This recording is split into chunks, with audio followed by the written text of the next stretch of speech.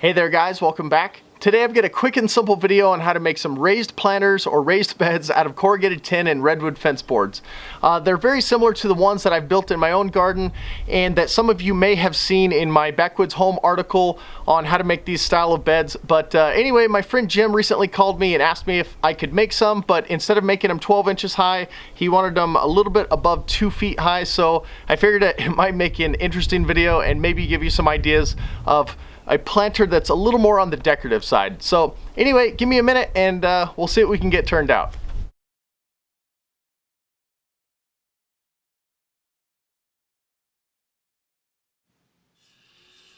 The first step in building these planters is going to be cutting your 2x3s to the lengths and widths that you are going to want the planters to be. In my case, I'm doing 2 foot by 4 foot approximately. And you'll notice all of the end cuts are at 45-degree angles, and that's just to create a cleaner looking outer frame. But it's totally not necessary, and you could certainly use just simple standard butt joints if you wanted to.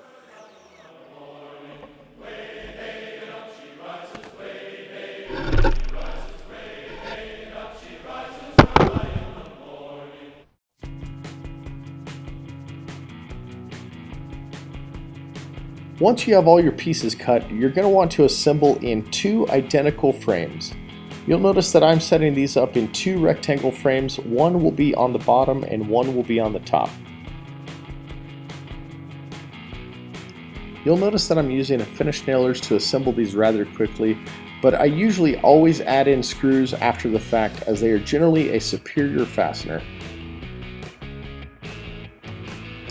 After the 2 frames are assembled, then you're going to want to cut your 3" by 3" corner flashing at the heights that you will want your beds to be. In this case, they're about 2 feet tall.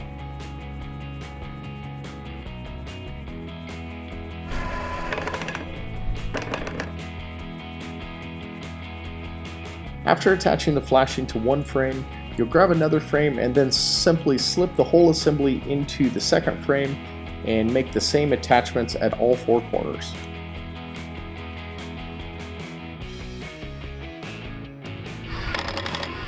After the frames are complete, you'll be ready to install the fence boards on the top to give that nice final dressing. I like to miter one end of the fence board and then eyeball the second end. Lay it on the rest of the fence boards and then cut them all at the same time.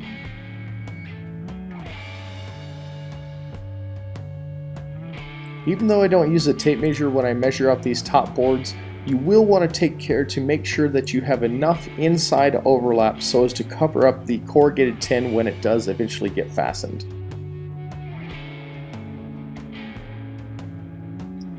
After they're all laid out, I tack them down with nails and then finish off with screws.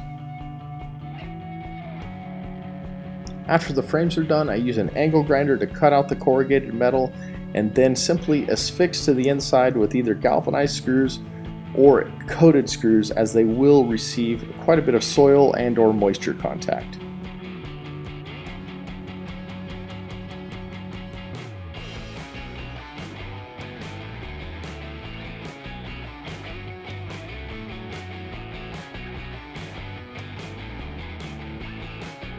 After the planters were finished, it was time to deliver them to my friend Jim's house, and I figured I'd take a clip as he has a really nice backyard, and it was also the location of the fire pit video that some of you might have seen.